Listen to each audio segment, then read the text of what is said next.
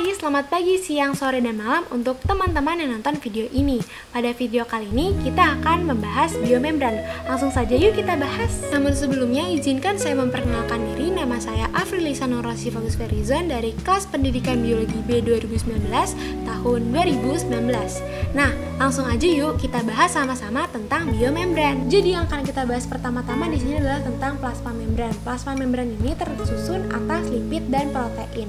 Lipidnya itu dalam bentuk fosfolipid dan juga bisa teman-teman lihat sendiri strukturnya sebagai berikut. Plasma membran berfungsi sebagai pelindung sel dan mengatur transportasi sel. Selanjutnya kita akan beranjak kepada struktur yang membentuk plasma membran. Jadi seperti yang teman-teman ketahui bahwa plasma membran terdiri atas lipid bilayer atau dua lapisan dari fosfolipid. Nah, teman-teman tadi udah lihat kan kalau fosfolipid itu ada yang ekornya dan juga ada yang kepalanya.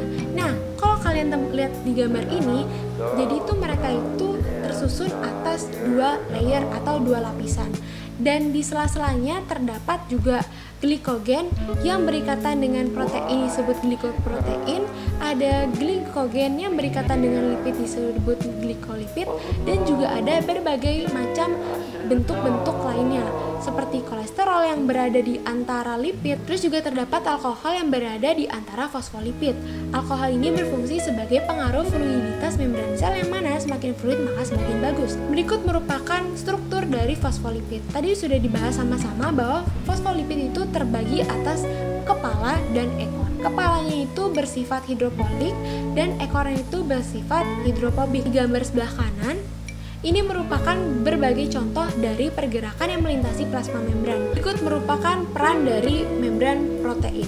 Nah, membran protein itu memiliki berbagai peran, diantaranya sebagai transporter atau channel, sebagai keluar masuknya air dengan mudah, terus ada reseptor sebagai penerima, ada glikoprotein, dan juga ada sebagai enzim.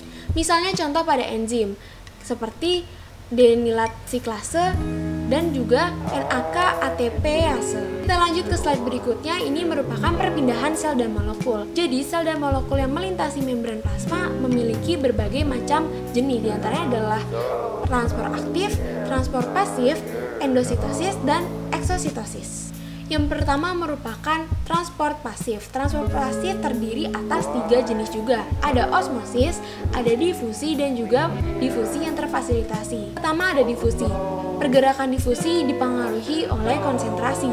Jadi ketika konsentrasinya itu seimbang, maka pergerakan akan terhenti.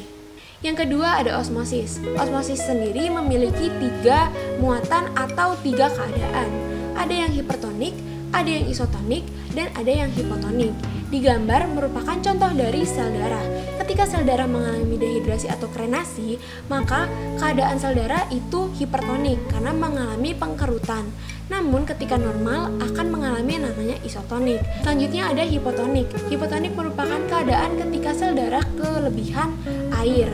Ketika sel darah kelebihan air yang begitu banyak, bisa berkemungkinan sel tersebut akan pecah atau lisis.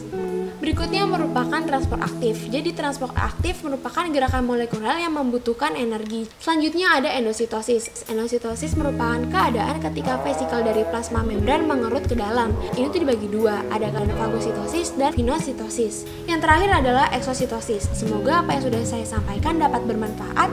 Sekian dari saya. Wassalamualaikum warahmatullahi wabarakatuh.